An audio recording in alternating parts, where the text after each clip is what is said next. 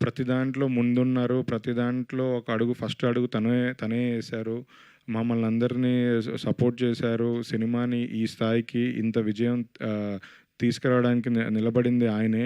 నిజంగా thank you భయ్యా. Thank you so much. నాకు కిరణబ్బవరం గారితో నెక్స్ట్ రాయలసీమ బ్యాక్‌డ్రాప్‌లో అలా తెల్ల ఖద్దరు చొక్కా యేసుకొని, ఖద్దరు ప్యాంట్ యేసుకొని, ఒక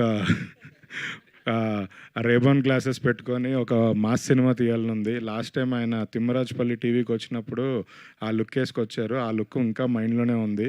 నెక్స్ట్ సినిమా ఇలానే జులై టైంకి మళ్ళీ ఇంకో సినిమా తీసి రాయలసీమ రెడ్డి బ్యాక్‌డ్రాప్‌లో ఒకటి తీసి కొడదాం భయ్యా.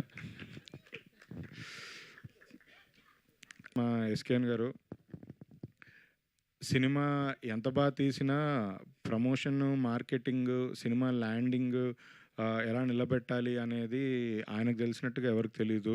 ఈ సినిమా ఆయన అన్ని సినిమాల్లాగే ఈ సినిమా కూడా ఫస్ట్ నుంచి ఎలాంటి ఆహ్, ఆహ్, నెగెటివ్ కామెంట్స్ వచ్చినా, ఏదొచ్చినా అన్నిటిని జస్ట్ ఆయన స్టైల్‌లో తిప్పికొట్టారు. నిలబెట్టారు సినిమాని. అంటే ఈ సినిమా ఇంత సక్సెస్ అవ్వడానికి ఆయన లిటరల్లీ రాత్రి నిద్ర కూడా పోలేదు లాస్ట్ రిలీజ్ రోజు నుంచి ఇప్పటి వరకు. నిజంగా హ్యాట్స్ ఆఫ్. ఇలాంటి నెక్స్ట్ సినిమాలు కూడా ఎవరైనా ఉన్నా కూడా మీరు ఒక ప్రమోషన్ కంపెనీ పెట్టి మా సినిమాలకు కూడా అందరూ అడుగుతున్నారు భయ్యా ఎలా చేశారు, ఏం చేశారు అని. సో ఆయన నెక్స్ట్ ఆయన కన్సల్టెన్సీ ఫీజు ఇస్తే చేసి పెడతా అన్నారు. థ్యాంక్ యూ సో మచ్ భయ్యా.